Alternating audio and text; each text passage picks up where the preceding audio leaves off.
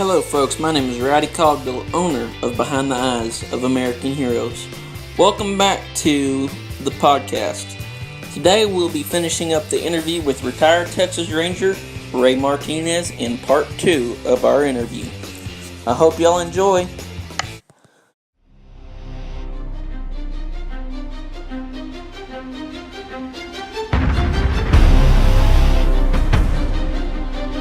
Behind the Eyes of American Heroes, hosted by Rowdy Cogdill, gives a voice to the men and women who are the silent heroes.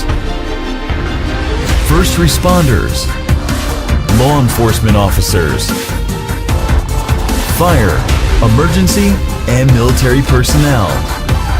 It's their honor to serve and their duty to protect.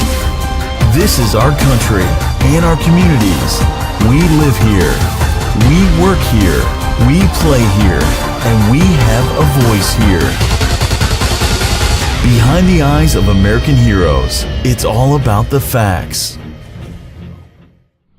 I'm surprised they, it's probably not my place to say, but, I think they would have learned by now, what to look for, and which, you being in narcotics, you would, for those 4 years that you said that you would find some ways to figure out how they were getting it into the prison system. And well, the thing about it is they keep changing, the methods.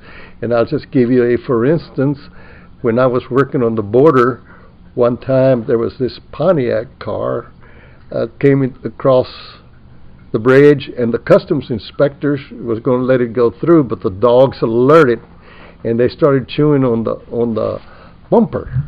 And what had happened was that the drug traffickers had molded the bumper out of marijuana and then just put a little cover on it and then painted it and made it blend into the car.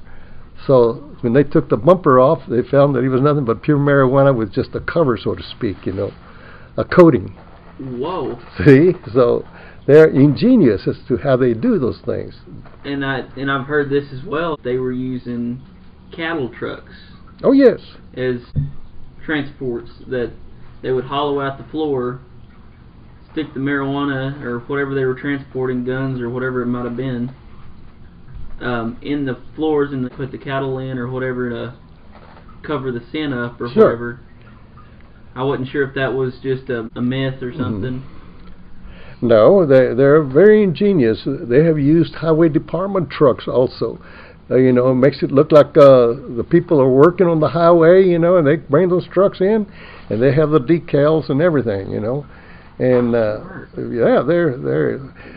they're in New Braunfels, and between New Braunfels and Seguin, I conducted an investigation where they smuggled about 3,000 pounds of marijuana, and the way they did it was they had this chemical trucks. It has 3 bays, mm-hmm. and where you can carry whatever sand or some kind of chemical, and you got the 3 bays, mm-hmm. and you come over and you open the trap and everything goes down. And they smuggled over 3,000 pounds from McAllen and brought it between New Braunfels and Seguin. They're close to McQueenie, Texas, and they had stored it in a house, old farmhouse, but that's how they were smuggling it in.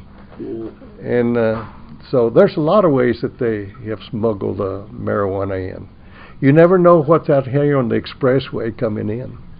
You might be driving right alongside a big old load of marijuana and never know it.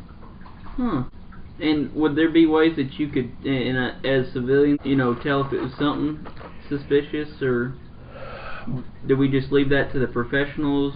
Well, I guess we have to leave it to the professionals.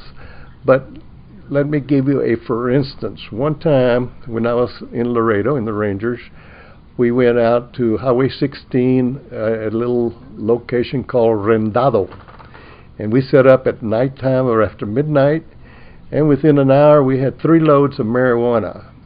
So we had approximately a little over 1,200 pounds of marijuana that we confiscated from 3 vehicles. And to transport it to Austin to the lab, I had a pickup, a real nice Ford pickup, and I loaded all those sacks of marijuana in the back. And a narcotic agent that was named Ramon Riojas there in Laredo, he and I transported that to Austin. And we had those sacks of marijuana visible in the back of the pickup, as you could see some kilo bricks sticking out. And we came up to the Border Patrol checkpoint, which is 11 miles outside of Laredo, and I knew the Border Patrolman that was on duty. He had been on all night, and when he saw me, he said, "Hey, Marty," he says, "have you got a cigarette? I ran out of cigarettes last night, and I'm desperate for a cigarette." I said, "Sure, here, have a cigarette." And I said, "Boy, that sure is an easy bribe." And he says, "What are you talking about?" "Well, you didn't say nothing about my marijuana that I have in the back of the pickup." And he looked at it, and he said, "Oh, my God." And he says, "Where are you going?" I said, "Well, to the lab in Austin." And I showed him the paperwork. So he laughed. And when I left there around Pearsall, we met a highway patrol car, and we waved at him, and he just kind of ignored us, and he just went on by. And all that marijuana, I mean, in those sacks in the back. When we got through into San Antonio and we were driving, all of a sudden there's a van that pulled alongside and started honking, and the guys were indicating that, "Hey, how about a smoke?" You know, they knew what we had. But we showed them our badges, and they peeled off, you know. It was real funny.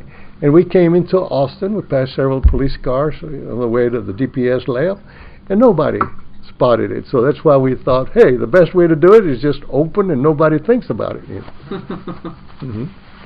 Yeah, you would never think about that. Behind the Eyes of American Heroes will be back after these messages. Hello folks, my name is Rowdy Cogdell, owner of the Night Owl Espresso and Tea Bar inside of the Ghost Horse Gallery at 506 Main Street.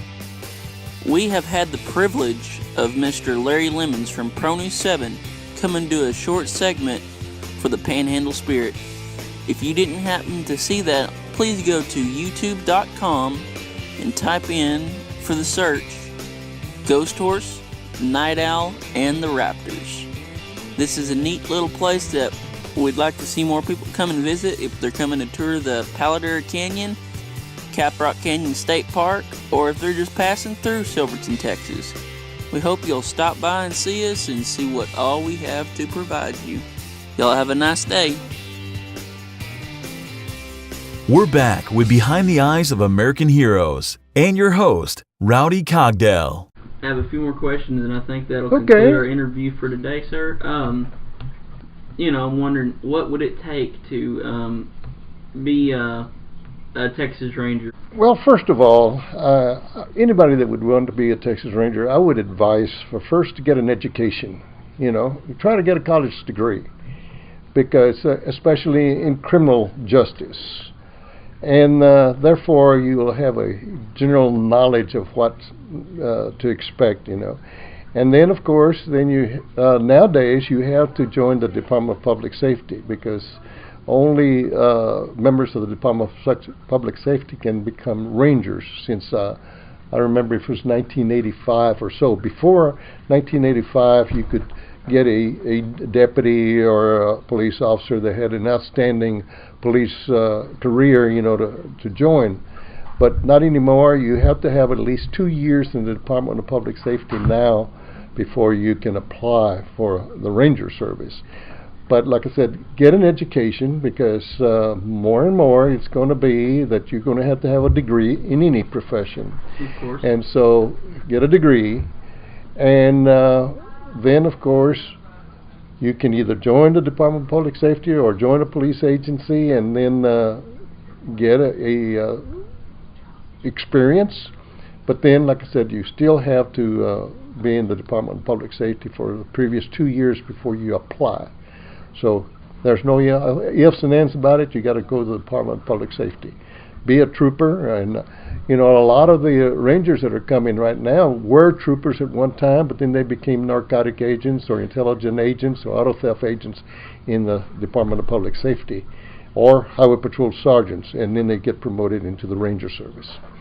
But it is a competitive testing. You know, it's a written test, and the people that make the highest grades, those are the ones that are going to come before the interview board.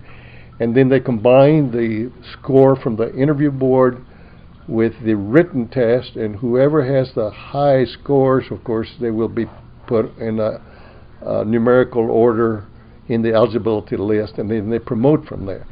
Now, the list is only good for 1 year, and just because you made it the previous year does not mean that you're going to make it again, because the competition might be tougher next time. So it's an ongoing process, and it's difficult to get in, but it can be done. If you're determined, you got to have a lot of determination, and that's part of being a ranger. So, being a determined person that you're going to get the things done.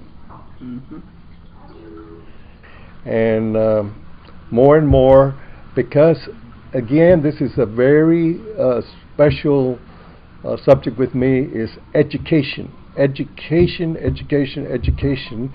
And if you educate the police officers that are educated, they will be better police officers, because they will be able to discharge their duties because they are well informed and well trained.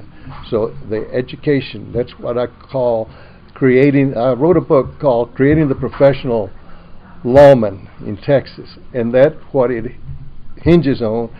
That many years ago there were no training whatsoever for a police officer before he was commissioned, given a badge. And through visionaries, we have become a education conscious facility or agencies, and it helps create a professional Texas lawman. And I'm proud to say that our law enforcement has come a long way than what it used to be when I first got started. Because when I came on in 1960 with the Austin Police Department, there were only about 5 major cities that had police academies and the Department of Public Safety. And the other ones, they might have had a week or so of training, and that was it, and then put a badge on them and send them out on the street. So we have come a long way, baby, as they say in that commercial. We have, and I'm proud of it. I've gone to the DPS museum. I have not yet got to the academy just to look around, but the one thing I want to mention to my listeners right now is that it's not just, it shows you the history of how the DPS has changed, what they used to have, what kind of car they had. It's technology, and the vehicles have changed. Not just that, they've gotten, I guess you would say, the term wouldn't be smarter, the term would be, what would it be, Mr. Martinez? What would... Educated professionals, I would say, because like you're saying, the Department of Public Safety, the first class was the class of 1937, the year I was born, which makes me proud, you know, that was the year that the first DPS Academy, the class of 37. And in that time, they had 120 motorcycles and 1 car. The car was for the director, and all the troopers were on motorcycles, and they patrolled in pairs because they did not have radios at the time.